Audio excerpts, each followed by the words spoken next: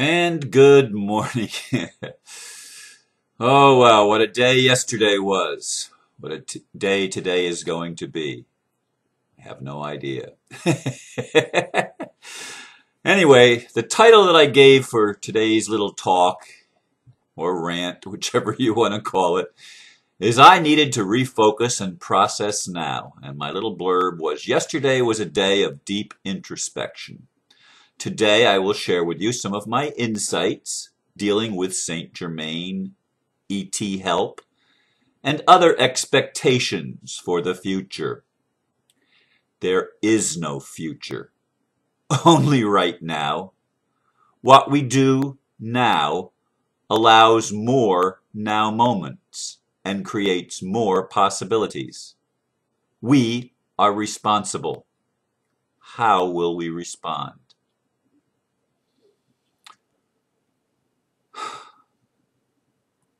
Let me talk about process first. What is process? I don't know what it is for you, but what it is for me, which is the only point of reference that I really have and that I can really speak about,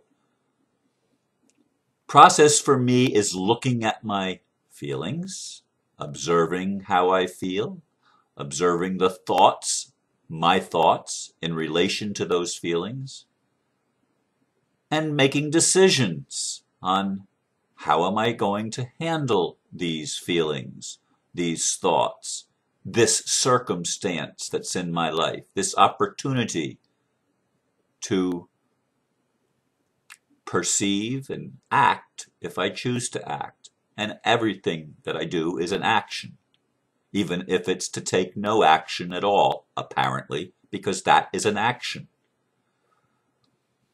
So I process the things that happened, for example, on Wednesday night when Jerry and Margie and others told me that it was a little bit airy-fairy of me to look for help from Saint Germaine or some extraterrestrial or angelic realm.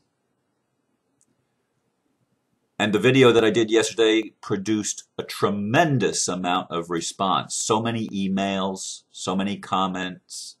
I wasn't able to answer them all, and I probably never will be able to answer and respond individually to every email and every comment. I just simply do not have the time. As it is, it takes me several hours every day to go through all the emails. I do read them all. I want you to know that. I do watch many of the videos that you send me, although not necessarily the 2-hour ones or the 1-hour ones, but the ones that are reasonably short. I do take time to watch all or at least some, or in some cases most of what is sent to me, to get an idea of where the listeners are coming from, so that I can let you give feedback to me. That's part of my process. That's part of my process. You are part of my learning curve. Whether you agree with me or disagree with me, whether you praise me or criticize me, you are part of my learning process. And I trust that you're listening because I am part of your learning process. Whatever that process is for you, you've obviously chosen to make me a part of that process, and for that I thank you.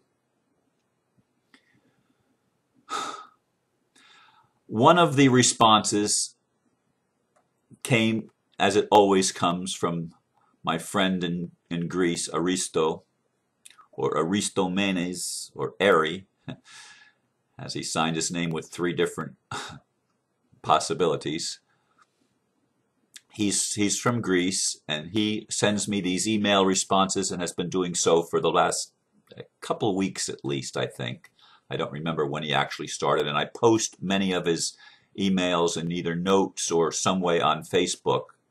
And again, for those of you that don't get Facebook, that's your loss, because I can post things on Facebook that I can't post on YouTube, and that's just simply the way it is. So if you want access to it, join Facebook. I've told you that before. Get over whatever your excuse or reason is for not joining. Get over it. Join. It's a social network. We can use it for either good, and it can be used for bad, just like everything else in life. So deal with it. It can all go either way. And how are you going to use it? That's your choice. Anyway, I'm actually picking up, I'm going to read what Aristo sent me. Some of his things are very long, and I'm not reading his entire message. There's at least 2 paragraphs beyond what I've copied here onto the other computer screen to read right now, today. He said, "You mentioned the masters and ETs coming in physically. I would ask if that scenario would result in any learning other than the lesson being, we could not do it ourselves. If that is true, those forces know it and would have appeared already and saved us all the trouble. My take is that what is happening now has never happened before, meaning even the alleged masters are in uncharted territory. Anything that can and does physically manifest is in uncharted territory. And everything is within the realm of the divine plan, which expresses through everything. And I add, through everyone. What is in a non-manifest perspective may know more, but is not in the position to manifest because knowing and being able to act are not necessarily the same thing. As I sense things, for the time being, the ethers do not allow the presence of an awakened master with collective impact. As for ETs, they are here to learn and to some extent can moderate, but they are waiting to see how we are going to handle what in every context before us has been, to me, an impossible situation. That said, my own take is that the ETs around us are not physical beings and work in ways indistinguishable from cosmic nature. The non-physical can be sensed as if it were physical at times, but if our challenge were overcome by other physical biology anywhere, they would have overcome everywhere. The issues would not exist since the experience would be available in the natural tapestry of being for all. You don't have to go through the motions of learning something when it is already learned and recorded, especially where deep karmic issues are involved. This is true with biological species who are born with abilities as instincts evolved in individual members, and with human beings who can read up on things others have taken great pains to discover and learn before them.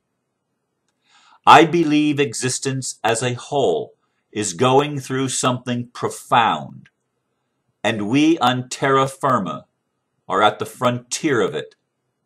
Not extra-dimensionals or ETs or even ascended masters whose mastery is relative. For me, even God is evolving, and I don't see why that should lessen the nature of God. So my take is somewhere between those who think there is no help and those who think it will be taken out of our hands at some point. I feel there is plenty of help, but that it must be accessed from within, and that we are the channels of its influence. I also believe that we must fully face the impact of our deepest fears and transmute those to be so effective. And this includes the fear of being alone, of not having guaranteed outcomes, of facing the full force of what is posed as inevitable just because it seems to be the only precedence to date. I do not believe transformation is a numbers game. I believe some will face the frontier and transmute the issue so that events can flow in ways others could never predict, and that empowerment is a state of awareness and bioetheric inner activation. I believe that all are facing things, but at different levels, right for them, or challenged to discover what those levels are. As they do, they will begin to feel the presence of the collective domino, and that is poised to get rolling, but not in any linear manner. We are not alone, but we do not need exhibitions of superior power in any obvious way to help us along. That would only be another setup of past precedents similar to discontinuous reality resets. Even if I completely agreed with your take, Ron, I would still say that to really pull a continuous transition off and move to paradise, we need to act as if no external physical help to show the elite who's boss, for example, is available, but be fully open to the internal sources of help that may indeed empower us to be the source of miracles we think are the exclusive domain of ETs and masters. Sincerely, Aristo. Wow.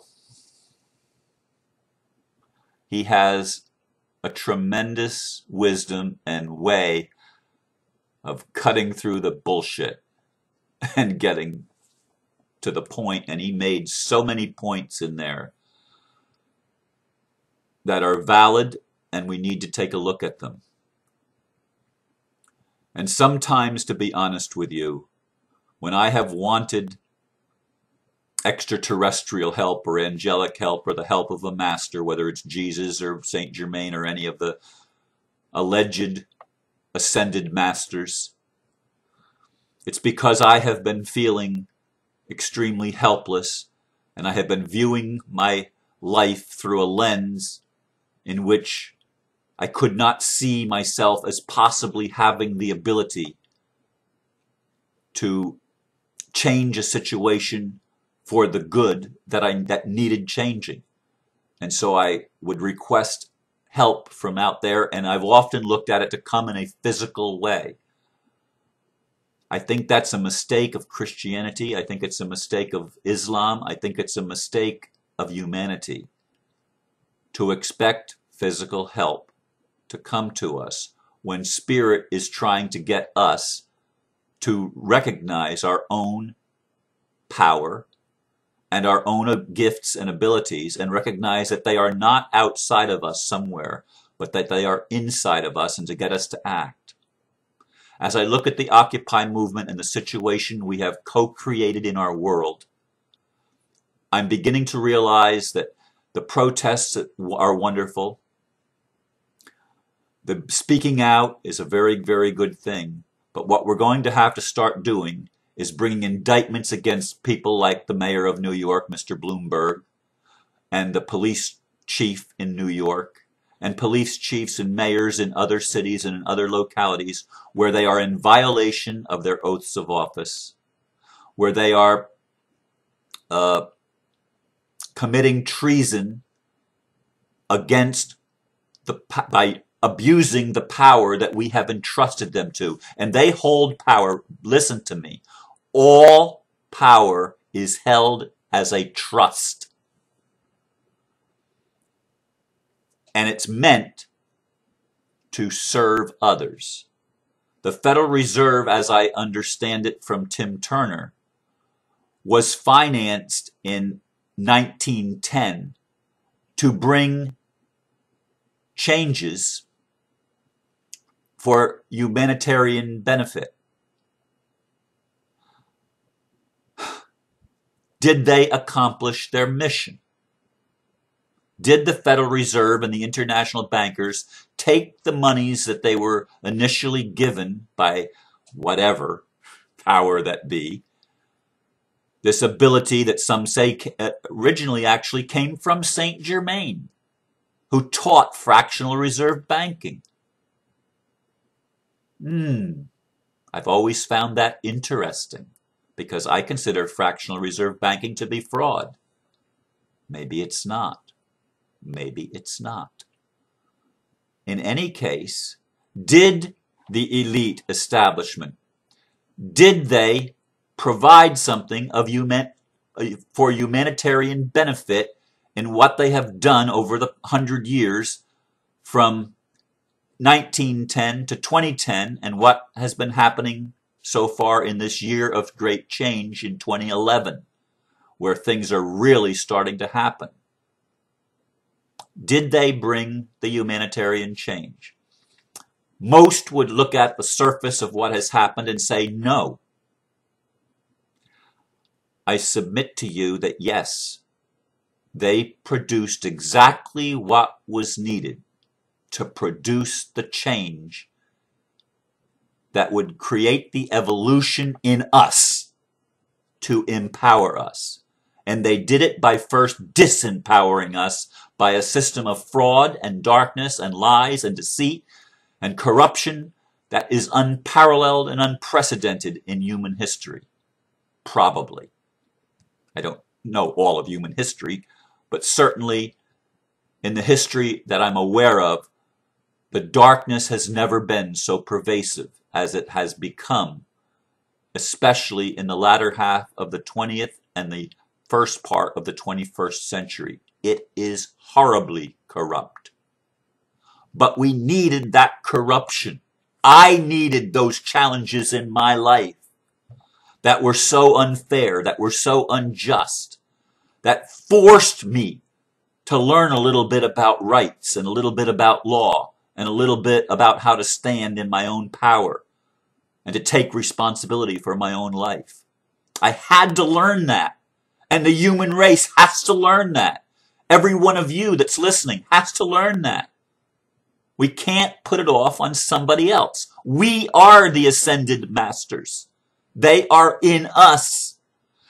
There's been many times I've looked at the world situation through the eyes of Alex Jones and others, Jeff Rentz and others that have been revealing the terrible conspiracies. And I believed what they were saying, what they were showing me. I could not believe it because I looked at it, because I was willing to actually look at it, which many people are still not willing to do.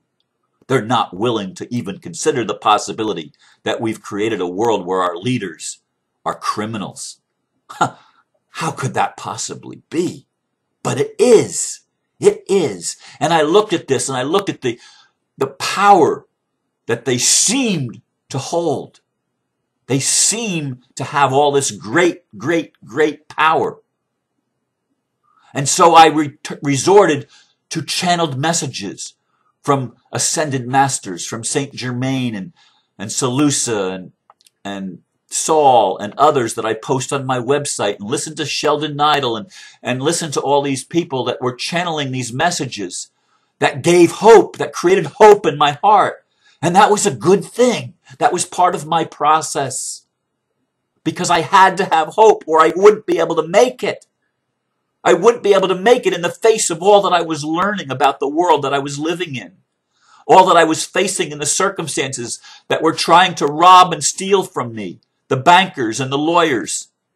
Those two groups of horrendous people that woke me up. That woke me up. They play a dark role, but that dark role leads me to the light of my own soul. And that's the whole point. That's the whole point of what this Occupy movement is about. We are waking up and we are being challenged to take responsibility. Are we willing to bring indictments against those that abuse their oaths of office and abuse their power? Are we willing to bring indictments against the CEOs of Bear Stearns and what's the big one? Not Morgan Stanley, the big one, the one that's so well known and I can't think of it. And I don't even care. The big bank in New York on Wall Street that is the worst one of them all. And I don't even remember their name. Isn't that something? Bring indictments against the Rockefellers and the Rothschilds. Force them into their own courts of law if that's necessary. If we can't set up our own citizens' grand juries, which we need to do, by the way, at least take it into their courts and serve papers, serve indictments, even if they're thrown away. Keep serving them and keep serving them. They will get the message. They must. And they don't have the power unless we give it to them. And by being silent and not taking action, we are giving assent and consent to their continuing criminality.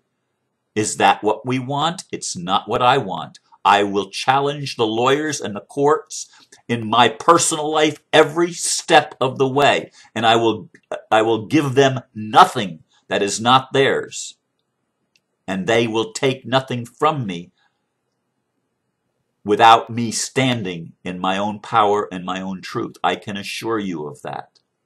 I can assure you of that, because that is what is in front of me, and that is how I choose to see it and how I choose to respond. And I've gone over 20 minutes.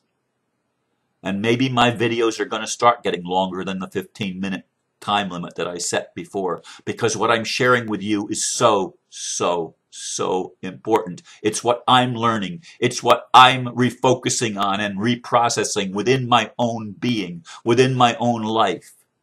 And what I'm doing is a catalyst for you to do what you need to do in your own life to empower yourself, to enrich yourself. We are far more than we realize. And I thank Aristo and I thank all of you that took time yesterday and in other days to write to me, to challenge me in some areas, to support me in other areas. I appreciate each one of you. Together, we are changing the world. Even the Christians that are trying to say you've got to believe this narrow little way, they're reinforcing my own knowing that no, Jesus is in me. Yeshua, Christ, is in me as me. And they may not like that message, but that's okay. That's okay. It's not important that I change them. It's important that I am firm in what I know for me. And that's what's important for you. We all teach each other, and we all learn from each other. This is what is happening now. And what we choose to do with this information and this opportunity will determine our future. Will determine to what extent masters get involved. And we are the extraterrestrials. We are the star seeds that have come from other galaxies and other systems and other dimensions. We are the ones. We are. Take it within you, because it is you. It is you. Thank you for listening. Namaste. Namaste.